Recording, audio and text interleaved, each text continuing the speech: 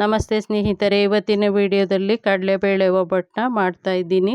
ತುಂಬ ಸುಲಭವಾಗಿ ಮಾಡ್ಕೋಬೋದು. ಹಾಗೆ ಮೊದಲನೇ ಬಾರಿಗೆ ಮಾಡೋರಾದ್ರೂ ಈ ವಿಧಾನದಲ್ಲಿ ಮಾಡ್ಕೊಳ್ಳಿ, ತುಂಬ ಚೆನ್ನಾಗಿ ಬರುತ್ತೆ, ತುಂಬ ರುಚಿಯಾಗೂ ಇರುತ್ತೆ. ಹಾಗೆಯೇ ನಾನಿಲ್ಲಿ ಕಣಕಕ್ಕೆ ಮೈದಾ ಹಿಟ್ಟನ್ನ ಸ್ವಲ್ಪ ಬಳಸ್ಕೊಂಡು ಮುಕ್ಕಾಲು ಭಾಗ ಚಿರೋಟಿ ರವೆನ ಬಳಸ್ಕೊಂಡಿದ್ದೀನಿ. ಅದೂ ತುಂಬ ಚೆನ್ನಾಗಿರುತ್ತೆ. ಮೊದಲಿಗೆ ನಾನು 2 ಲೋಟ ಕಡಲೆಬೇಳೆನ ತೊಳೆದು ಕುಕ್ಕರ್ಗೆ ಹಾಕ್ಕೊಂಡು ಅದು ಮುಳುಗುವಷ್ಟು ನೀರನ್ನು ಹಾಕಿ 2 ವಿಸಿಲು ಕೂಗಿಸ್ಕೊಂಡಿದ್ದೀನಿ. ನೋಡಿ ಇಷ್ಟು ಚೆನ್ನಾಗಿ ಬೆಂದಿದೆ. ಆನಂತರ ಒಂದು ಬೌಲ್ನ ಇಟ್ಕೊಂಡು ಹಿಟ್ಟನ್ನು ಕಲಿಸ್ಕೊಳ್ತೀನಿ.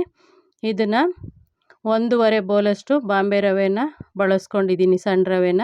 ಅದೇ ಬೌಲಲ್ಲಿ ಅರ್ಧ ಬೌಲಷ್ಟು ಮೈದಾ ಹಿಟ್ಟನ್ನ ಹಾಕ್ಕೊಂಡಿದ್ದೀನಿ. ಹಾಗೆ 1-2 ಚಿಟಿಕೆಯಷ್ಟು ಉಪ್ಪು, ಪುಡಿ ಉಪ್ಪು, ಹಾಗೆಯೇ 1-2 ಚಿಟಿಕೆಯಷ್ಟು ಅರಿಶಿನ ಪುಡಿನ ಸೇರಿಸ್ಕೊಳ್ತೀನಿ. ಸೇರಿಸ್ಕೊಂಡು ಸ್ವಲ್ಪನೇ ನೀರನ್ನ ಹಾಕ್ಕೊಳ್ತಾ ಚಪಾತಿ ಹಿಟ್ಟಿಗಿನ್ನ ಸ್ವಲ್ಪ ತೆಳು ಬರಬೇಕು ಹಾಗೆ ಕಲಿಸ್ಕೊಳ್ತೀನಿ. ಯಾಕಂದರೆ ಇದು ನೆನೆದ ನಂತರ ರವೆ ಸ್ವಲ್ಪ ಹಿಟ್ಟು ಗಟ್ಟಿಯಾಗುತ್ತೆ, ಅದಕ್ಕೋಸ್ಕರ. ನೋಡಿ ಈ ರೀತಿ ಸ್ವಲ್ಪ ನೀರು ಹಾಕ್ಕೊಳ್ತಾ ಹಿಟ್ಟನ್ನ ಕಲಸಿಟ್ಕೊಳ್ತೀನಿ. ಇದು ಹಿಟ್ಟು ಬಂದು ಒಂದು ಅರ್ಧ ಗಂಟೆ ಆದ್ರೂ ನೆನೆದ್ರೆ ತುಂಬ ಚೆನ್ನಾಗಾಗುತ್ತೆ ಒಬ್ಬಟ್ಟು. ಮೇಲ್ಭಾಗದಲ್ಲಿ ದಪ್ಪ ಬರೋದಿಲ್ಲ, ಹಾಗೆಯೇ ತಿನ್ನುವಾಗ ಗಟ್ಟಿಯಾಗಿ ಸಿಗೋದಿಲ್ಲ, ಚೆನ್ನಾಗಿರುತ್ತೆ. ಹಾಗಾಗಿ ಅರ್ಧ ಗಂಟೆ ಆದ್ರೂ ಇದನ್ನು ನೆನೆಯೋಕ್ಕೆ ಬಿಡಿ. ಈ ರೀತಿ ಚೆನ್ನಾಗಿ ಕಲಸಿದ ನಂತರ ಇದ್ರ ಮೇಲೆ ನಾನು ಒಂದು 5-6 ಸ್ಪೂನಷ್ಟು ಎಣ್ಣೆನ ಹಾಕಿಟ್ಕೊಳ್ತೀನಿ. ನಾವು ಒತ್ತುವಾಗೂ ಎಣ್ಣೆನ ಸ್ವಲ್ಪ ಕೈಗೆ ಹಚ್ಕೊಂಡು ತಟ್ಕೊಳ್ತೀವಲ್ಲ, ಅದಕ್ಕೂ ಈ ಎಣ್ಣೆನೇ ಯೂಸ್ ಆಗುತ್ತೆ, ಬಳಸ್ಕೋಬೋದು ನಾವು. ನೋಡಿ ಈ ರೀತಿ ಹಾಕ್ಬಿಟ್ಟು ನೆನೆಯೋಕ್ಕೆ ಬಿಡ್ತೀನಿ. ನಾನು ಒಂದು ಅರ್ಧ ಗಂಟೆ ಆದ್ರೂ ನೆನೆಯೋಕ್ಕೆ ಇಟ್ಕೊಳ್ತೀನಿ.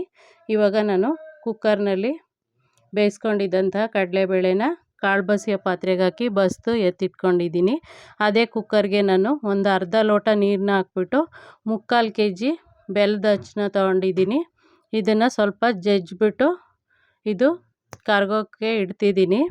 ಯಾಕಂದರೆ ಇದು ಕಡ್ಡಿ ಕಸ ಇದ್ದರೆ ಸೋಸ್ಕೊಳ್ಳೋದಕ್ಕೋಸ್ಕರ ನಾನು ಇದನ್ನು ಇವಾಗ ಬೇಯಿಸೋಕೆ ಇಟ್ಟಿರೋದು ಬೆಲ್ಲನ.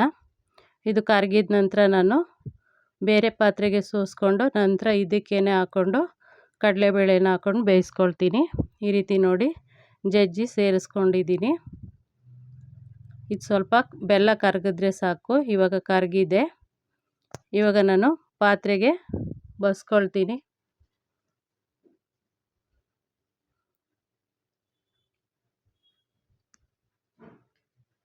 ಇವಾಗ ಇನ್ನೊಂದು ಪಾತ್ರೆಗೆ ಬಸ್ಕೊಳ್ತಿದ್ದೀನಿ.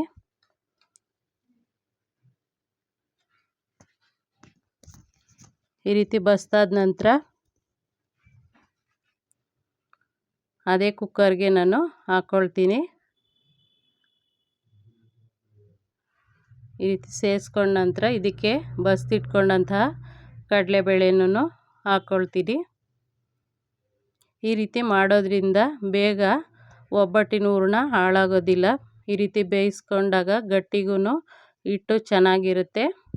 ಹಾಗೆಯೇ ಒಂದು 2 ವಾರ ಈ ಹಿಟ್ಟನ್ನು ಇಟ್ಕೊಂಡು ಬಳಸ್ಕೋಬೋದು, ತುಂಬ ರುಚಿಯಾಗಿರುತ್ತೆ, ಹಾಳಾಗೋದಿಲ್ಲ.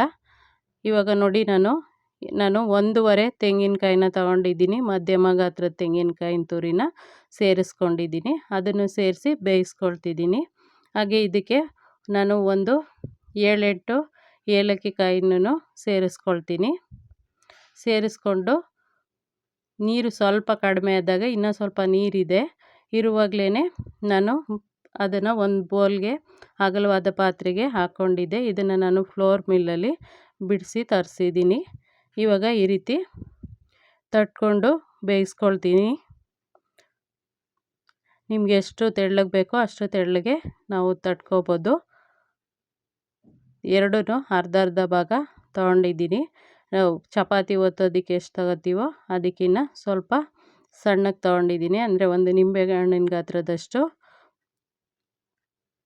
ಕಣಕನ ತೊಗೊಂಡು, ಅಂದರೆ ನಾವು ಏನು ರವೆನ ಹಿಟ್ಟನ್ನ ಕಲಸ್ಕೊಂಡಿದ್ದೀವಿ ಅದನ್ನು ತೊಗೊಂಡು ಅದೇ ಅಳತೆಯಲ್ಲಿ ನಾನು ಹಿಟ್ಟನ್ನು ಹೂರಣನೂ ತೊಗೊಂಡು ಈ ರೀತಿ ಪ್ರೆಸ್ ಮಾಡಿಕೊಂಡು ಕೈಯಲ್ಲೇ ಈ ರೀತಿ ಒತ್ಕೊಳ್ತಿದ್ದೀನಿ. ಬಾಳೆ ಎಲೆ ಇದ್ದರೆ ಬಾಳೆ ಎಲೆ ಮೇಲಾದ್ರೂ ಮಾಡ್ಕೋಬೋದು. ನೋಡಿ ಎರಡೂ ಒಂದೇ ಅಳತೆಯಲ್ಲಿ ತಗೊಂಡಿದ್ದೀನಿ.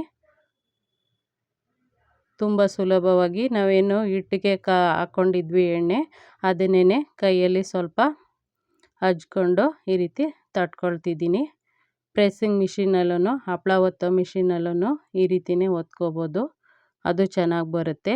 ಹಿಟ್ಟು ನೆಂದಿರೋದ್ರಿಂದ ಅಂಟ್ಕೊಳ್ಳೋದಿಲ್ಲ, ನೀಟಾಗಿ ಬರುತ್ತೆ. ಈ ರೀತಿ ನಾನು ಒಂದೊಂದೇ ಬೇಯಿಸ್ಕೊಳ್ತಿದ್ದೀನಿ. ನೋಡಿ ಈ ರೀತಿ ಉಬ್ಬಿ ಚೆನ್ನಾಗಿ ಬರುತ್ತೆ. ನಾನಿಲ್ಲಿ ಒಂದು 4-5 ಒಬ್ಬಟ್ಟನ್ನು ತಟ್ಟೋದು ಹಾಗೆ ಬೇಯಿಸೋದನ್ನು ತೋರಿಸಿದ್ದೀನಿ. ನೋಡಿ ಬೇಕಿದ್ದರೆ ನೀವು ಮೇಲಿಂದ ತುಪ್ಪನ ಹಾಕ್ಕೊಂಡು ಬೇಯಿಸ್ಕೊಳ್ಳಿ. ನಾನಿಲ್ಲಿ ತುಪ್ಪ ಎಣ್ಣೆ ಏನು ಬಳಸ್ತಾ ಇಲ್ಲ, ತಟ್ಟುವಾಗೇ ಸ್ವಲ್ಪ ಎಣ್ಣೆನ ಹಚ್ಕೊಂಡಿರೋದ್ರಿಂದ ಹಾಗೇ ತಟ್ಕೊಂಡು ಹಾಗೆ ಬೇಯಿಸ್ಕೊಳ್ತಿದ್ದೀನಿ.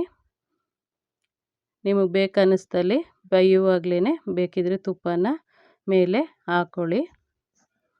ಸ್ನೇಹಿತರೆ, ಈ ವಿಡಿಯೋ ಇಷ್ಟ ಆಗಿದ್ದರೆ ಪ್ಲೀಸ್ ಲೈಕ್ ಮಾಡಿ, ಮರೀದೆ ಕಮೆಂಟ್ ಮಾಡಿ. ಮೊದಲನೇ ಬಾರಿಗೆ ನಮ್ಮ ಚಾನಲ್ನ ನೋಡ್ತಾ ಇದ್ದರೆ ಪ್ಲೀಸ್ ಸಬ್ಸ್ಕ್ರೈಬ್ ಮಾಡಿಕೊಂಡು ನೋಡಿ ಸ್ನೇಹಿತರೆ. ಹಾಗೆ ಈ ವಿಡಿಯೋನ ನಿಮ್ಮ ಸ್ನೇಹಿತರಿಗೂ ಶೇರ್ ಮಾಡಿ. ಹಾಗೆ ಕಮೆಂಟ್ ಹಾಕೋದಂತೂ ಮರಿಬೇಡಿ. ಕಮೆಂಟ್ ಹಾಕೋದ್ರಿಂದ ನಮಗೆ ಪ್ರೋತ್ಸಾಹಿಸಿದಾಗುತ್ತೆ. ಒಂದು ಸಾರಿ ಟ್ರೈ ಮಾಡಿ ನೋಡಿ ಸ್ನೇಹಿತರೆ. ಧನ್ಯವಾದಗಳು.